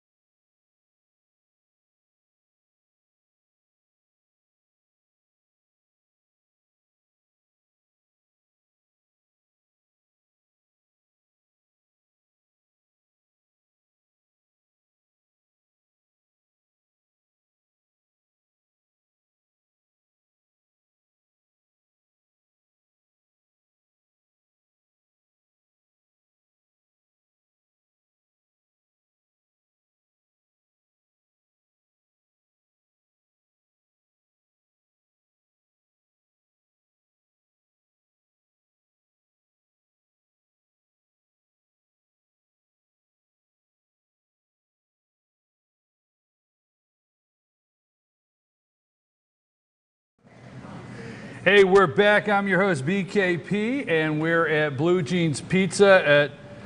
No, you really didn't do that, Ken. You really didn't do that. Yes, Blue Jeans Pizza in Blue Ridge, and Ken is waving. I can't do that. We can't do that. I know you own the place. Just because he owns the place, Richie, that's like sacrilegious or something, man. I mean, I know. But I'm doing this. Wait, let me have this. Suzanne, this is for you. Suzanne, you know we love you, so I'm going to do this. This is only for Suzanne, nobody else. Wrong finger. Anyhow, that could get you arrested in this town. I'm your host, BKP. Richie, how are you doing? Doing good. Richie, we have a couple minutes here. You filled in Wednesday, I appreciate that, and you've been producing, and we welcome you on board. So, Donald Trump, the President of the United States, actually listening to the show, after he heard your host BKP say this, he tweeted out, your President of the United States, wow, looks like James Comey exonerated Hillary Clinton long before the investigation was over. It's so much more a rigged system. General John Kelly is doing a great job as Chief of Staff. I could not be happier or more impressed. And this administration continues to get things done at a record clip. Many big decisions to be made over the coming days and weeks. America first. Let me explain that, and then I want you to get in on this, Richie. Let me explain that. What has taken place is obviously they have nothing else to do, so supposedly somebody that cannot get access to the president is crying to the Washington Post. It's saying that General John Kelly is stopping the president, and just a lot of nonsense. Obviously, when all else fails, get back to the disorganization in the West Wing. Right, Richie? Absolutely. What say you? I think John Kelly's doing a good job. I think that maybe there was something to the whole team of rivals with Reince Priebus and Bannon and all these guys, and it was chaos, which works great in the business world, right? But when you're running a White House and you only have so many hours in the day, someone like John Kelly, I think, comes in. He can be the gatekeeper. He can be the guy that can say no to folks. And I think he's doing a great job. I mean, President Trump's going to be President Trump no matter what. As we see the tweets keep coming, and that's what makes him so effective too, is he can bypass the media, and they just can't stand that. No, they can't stand that. You out there, we said this morning, we have a Facebook post that we put out, and we want to thank Rose for keeping up with it. Former FBI agent James Comey wrote a draft to exonerate Hillary Clinton before 17 interviews. Anita Cook, you answered us by saying, why isn't Sessions doing anything? You think Sessions is going to do anything? What's your thought? I think this goes way deeper than we may even realize. I've long said privately with friends that if you start with like around 2013, 2014, and how a lot of this came together, it just seems as if Comey and the FBI, you know, he was an Obama appointee, and the Republican James Comey, but those bureaucrats like him, the career Washington folks aren't, they're establishment. They're not even really a party. And I don't know, it seems as if there was a lot more to this whole thing than we realized at the surface. But when you start adding up the clues, like, did you see where 2 days ago the FBI announced that they were not going to release the files from the Clinton investigation because there was, quote, not enough public interest? Did you see that? Well, no, I just want to know if I'm on the list of not enough public interest. How absurd is that? I mean, I think that was the case of the year last year. How much trouble, I know you got some notes there, some things you want to talk about. How much trouble is Trump or Sessions actually in if they just do nothing? If they bypass this, big trouble with the people? Well, let's not make any mistake what this whole witch hunt is about. They still cannot figure out for the life of them how Donald Trump beat them. And what I mean by that is, the media kind of cheered Trump along during the primaries because in their mind's eye, they never took him seriously, and they thought, oh my gosh, what a dream it would be for us not to face Rubio, not to face Jeb, not to face Rand Paul, whoever, Ted Cruz. and they cheered it along a lot like what we saw with Mitt Romney in 2012. You know, Romney was the guy they wanted because of Obamacare. But when they got Trump, they realized, oh my gosh, this is a wave, and he beat them. And I think they were so naive to, you know, their 2008 victory, their 2012 victory, and their data operation and micro-targeting. And Trump basically took that model that Obama used as the first real social media candidate, and Trump just amplified it. And they're trying to figure out how the heck he did it. And that's what this Mueller investigation is all about. They want all the files, they want all the messages, all the emails. Trump's data guy out west, they want to know how they did it, what they did, and figure out any kind of dirt that can be used against them. Because I think in their mind, they saw the Hillary Clinton email investigation as a year-long smear campaign against her. And they're just flipping the script, as the kids say, and doing it to Trump. I mean, it's nothing but opposition research in the end. I think that's all this is. Opposition research. That's all this is. Well, let me ask you a question now. What are the top bullet points that you have notes on today that you wanted to get into? I'll let you lead the conversation. That's what I kind of like to do on Friday when Rick, and hello out there in Germany, to our friends in Germany. And this is Samantha's fault. If anybody is asking, this is Samantha's fault right here. We miss you and you should be back. Well, for one, I always love talking about the media, but if you noticed, I wrote this line earlier in the show. You said the whole "what we've learned from Katrina" thing. Yeah, what we've learned. That one don't get. Go ahead. I'm gonna cringe, but you go right with it. Well, it's almost accepted fact that Bush totally fumbled Katrina, even though you talked about it yesterday. That isn't true. Ray Nagin and Kathleen Blanco purposely, perhaps, left them out of that.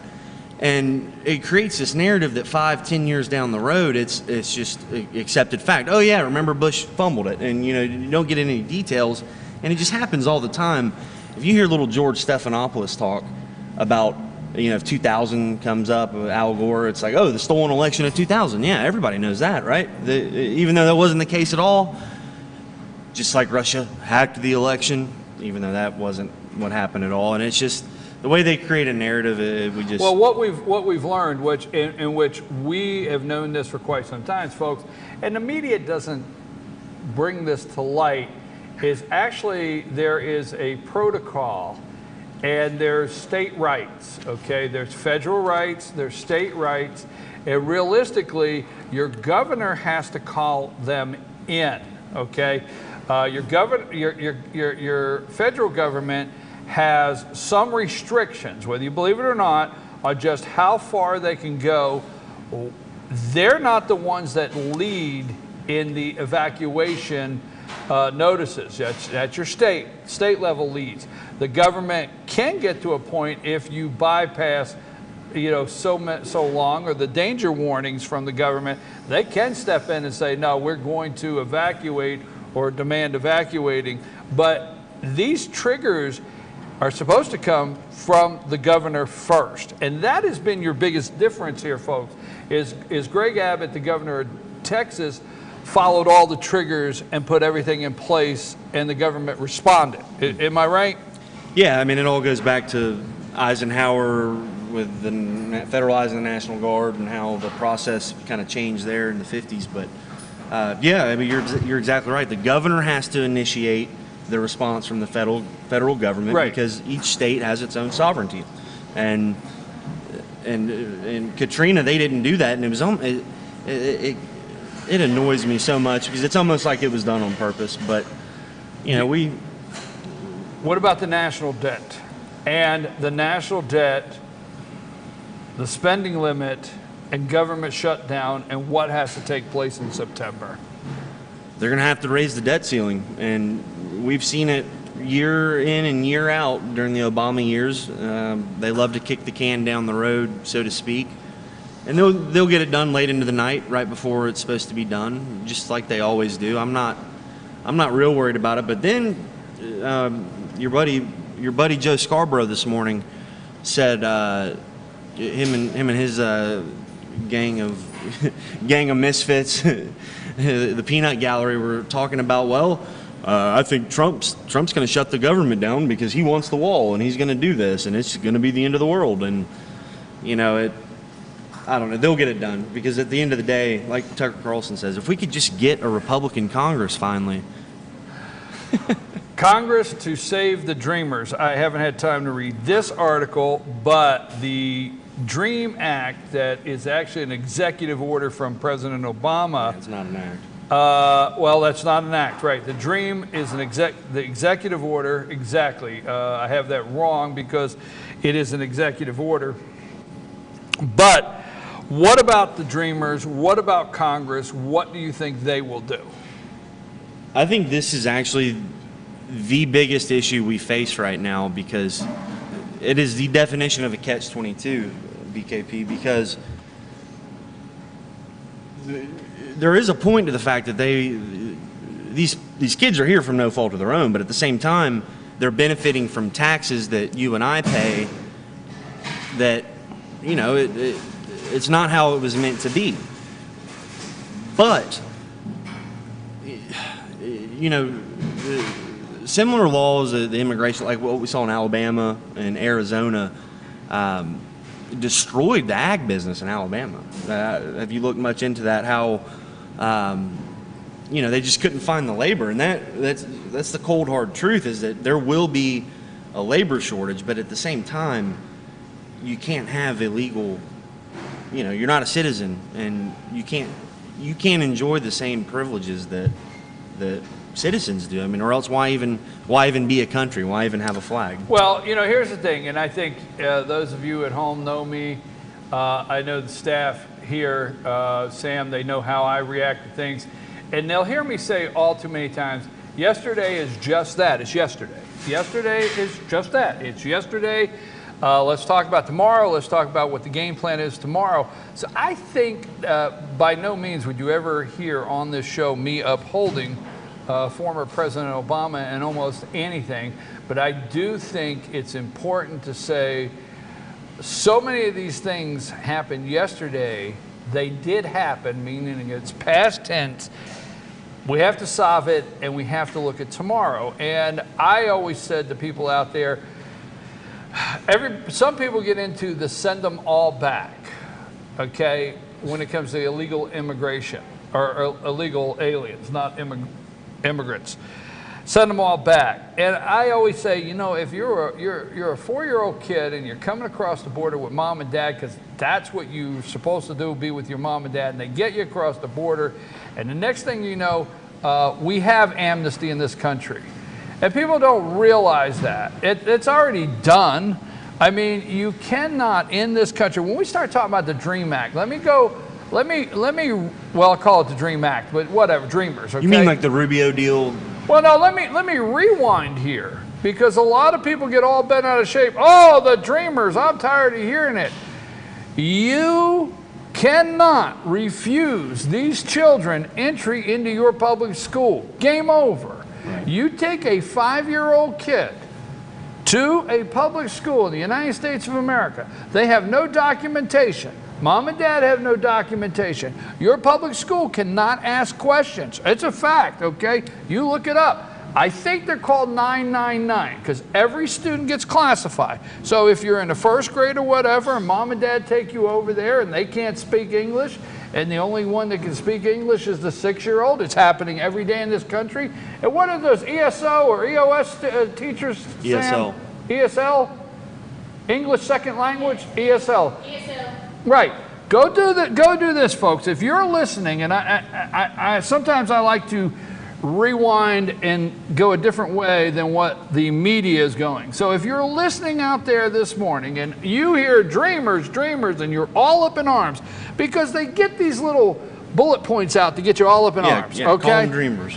All right. If you're listening out there, go do this.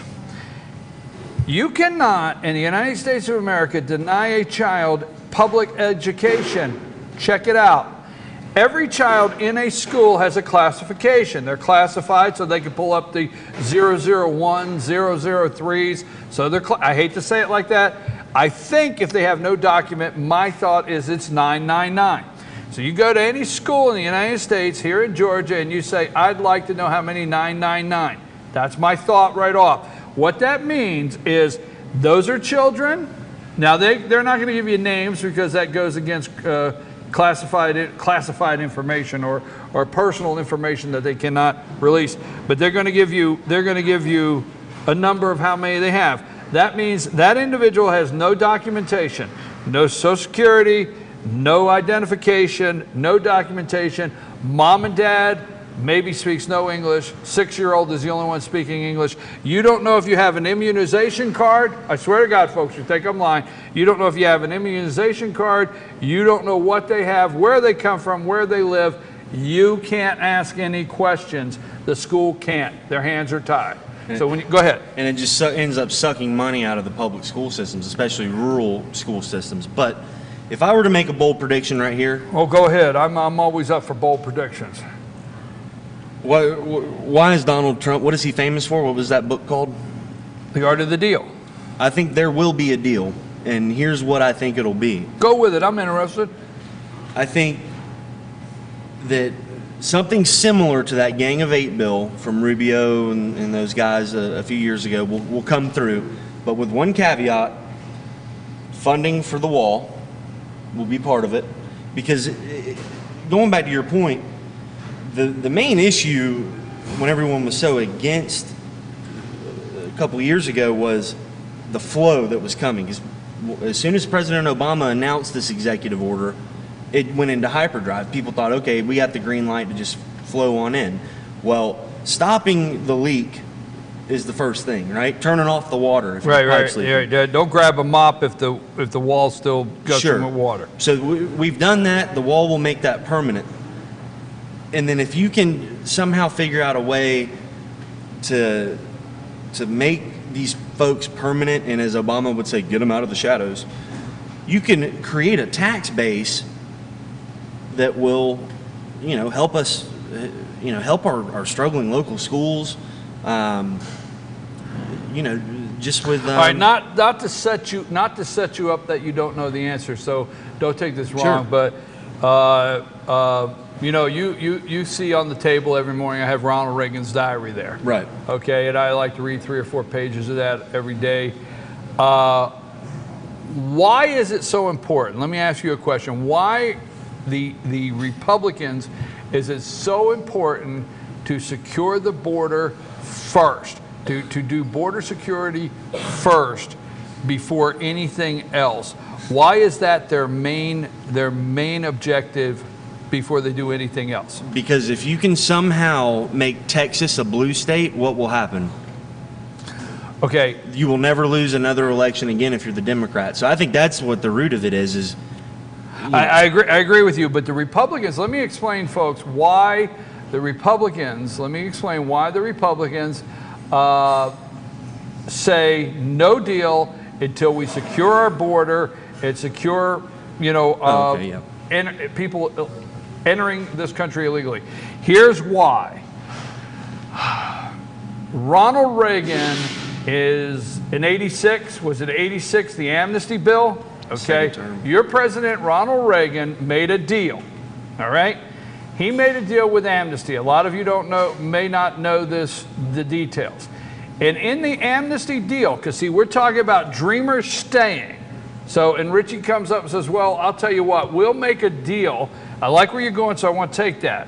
So Richie says, all right, we might have a Gang of 8 similar. We might have a bill like that with the caveat of wall funding. So let's take what he said. Sounds good, right? Guess what? Ronald Reagan did that. I think it was with Tip O'Neill, Speaker of the House back then. He did that in, I think, 86 or 88. Look it up, but I know I'm somewhere there. And the deal was, all right, I'll give amnesty. We'll shut the water off if you were here and you could prove this, this, and this. Why do I do that? Because your host sat with several of these guys, the Jose, Lancho, or several, I can name them, in Philadelphia immigration and took a number. I was there all day with them trying to help them get their papers back in the 80s, okay? But the deal was, we'll give you the amnesty part, you close the border.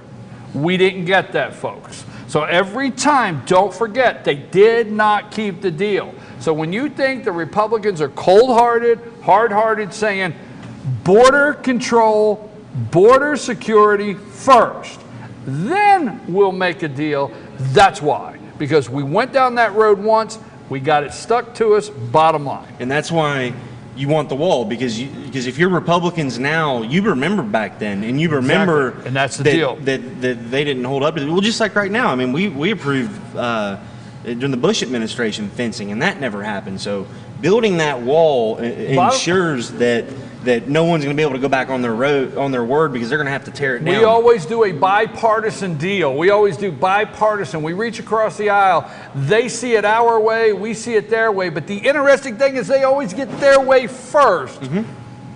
And Trump then our way is forgotten, border security. But I want to wrap something up because we only got 9 minutes. I just want to say this. When you hear dreamers all day, and I just want to say this, English as a second language, okay? That's fine, but that should be an elective, all right? That should be an elective like Spanish is in high school. You know, like where you have to have 3 or 4 languages, 2 languages to graduate. You go to your school. Now, a grade school is a different subject, okay? No pun intended subject. But go to your school. You are hiring in the early years of 1st, 2nd, 3rd grade, ESL, English as a second language, because the amount of students you have coming into your school. Check that out. And how many 999? And I never will forget the grandmother that sent me a message the first day I did this story. It said, I tried to get my granddaughter. Now listen to this, folks. I'm going to leave it here. I tried to get my granddaughter in school. Her mother, I'll just not say all of the personal things the mother was going through. I'm not the legal guardian, but somebody's got to take care of this kid. I don't have the immunization. I don't have her records. I went to school and they turned me down and would not enroll my granddaughter. But somebody can come in that is illegal, supposedly, and doesn't speak English, and the law says I can't ask any questions. That's true this morning. So let's fix that kind of garbage before we start crying the blues of somebody getting in-state tuition. Yeah, I mean, yeah. Last word. You got a minute and a half. Well, what do you do though? Do you deny them entrance? I mean, you don't want them, a bunch of kids that don't even speak English out running the streets all day. I mean, I mean. Well, we don't put them to work in a factory. We can't do that. I'm just saying why that you need to know. You can't complain that they're graduating the 12th grade. They made A's all their life, and now they want to go to college when we're the ones that let them in there in the 1st grade. I guess that's what I'm saying. I'm not saying they don't get, but people need to know we have an amnesty program that nobody talks about. One last thing, and we saw this during Trump's ascension, where he would kind of hijack some of the Bernie Sanders populist ideas, even though they weren't necessarily strictly liberal ideas like ending TPP, that sort of thing. But if he does this and pulls this off, think of the Hispanic vote that will turn toward Republicans. If Trump's the guy that gets this done, what that will mean for the future. Richie, I have the tape. I have the tape all the way back. Folks, you know it. If you've been watching for quite some time, I told you the Republicans have the opportunity months ago to turn the Hispanic vote Republican and win that vote, and they can in this issue. Richie, stick with us. We got some pictures. Okay, we could not do the weather, and we're in the restaurant and everything, and we could not work it out. Rena could not come over from the Humane Society of Blue Ridge with our pet of the week. I can't see the pictures. You running some pictures? Who is this, Sam? Joey? This is Joey. Now, Joey is available. Obviously, he has made it through the intake process. Yes. So Joey's made it through the intake process. He was going to be with us today from the Humane Society of Blue Ridge. Rena, we're sorry, but we'll be back next week, and we're working something out. We're working some different things out. Sam's working some things out to make it to where we have a pet of the week every week, even through the fall and winter when we go indoors. So we're doing that. And we are scheduling now, we're working out the details of going out to the Humane Society and doing about a 20-minute segment. So we're always asking you to go there, right? So we're going to show you what it would look like if you go. They have plenty of cats, plenty of dogs, and plenty of great volunteers to help you. That's Humane Society, BlueRidgeHumaneSociety.org. Did I get that? BlueRidgeHumaneSociety.org. All the details are on there. Now, something else, high school football. We have high school football, folks, all around North Georgia. And as you know, Team FYN Sports, we cover it all. And we will start with Gilmer is driving over, Gilmer Bobcats are driving over tonight, kickoff 7:30 to play the Cedartown Bulldogs. Let's see if I can do this from memory, okay? I think I have this. Let's see, this is a test. Richie, tell them the truth. It's not on the screen. Sure isn't. Not on the screen. Okay, let's see if I can get this down. Because, you know, got the gray hair and everything. And this is Sam's fault. Anyhow, the Gilmer Bobcats are traveling over to take on the Cedartown Bulldogs. That's at 7:30 tonight. Go over there, follow them. The Pickens Dragons are headed to play Pepperell. Pepperell's field's not ready, so they're going to be playing at Berry College tonight. Go over there. It's Berry College. They're going to be the Pickens Dragons are going to be playing Pepperell over there at Berry. And Pepperell's picked 17 points to win. Not going to happen. Tell them, Coach Parker and all the guys. RJ, have a good night over there. So that's that one. And then the Union Panthers are headed across state lines. Hope they all can go. They're headed across. I'm sorry, Sam. It's just having fun. The Union Panthers are headed across state lines to take on the Hayesville Yellow Jackets. I think I got that down. 7:30 game time. And then your Fannin Rebels, folks. This is going to be a great game. It's worth the drive. Now, if you're going to stay in town, this is mandatory. I'm sorry, I hate to be like that. But it's mandatory if you stay in town tonight that you have to come to Blue Jeans and listen to music. Who we got, Ken? Jeff and Dave Rogers tonight. Who was that, Sam? Jeff and Dave Rogers. Jeff and Dave Rogers. Thank you for Sam for forwarding that on. I can only hear 20 feet. Jeff and Dave Rogers tonight. Music 3 nights in a row. Don't miss it. Blue Jeans Pizza here, right here in Blue Ridge, Georgia. But if you're not here, the other mandatory thing is to go over and support the Fannin Rebels. Where else? Ringgold. I got them all. I'm 4 for 4, Richie. 4 for 4. Which game are you most interested in? What intrigues you about the slate this week? There's 2 games. Gilmer going to Cedartown.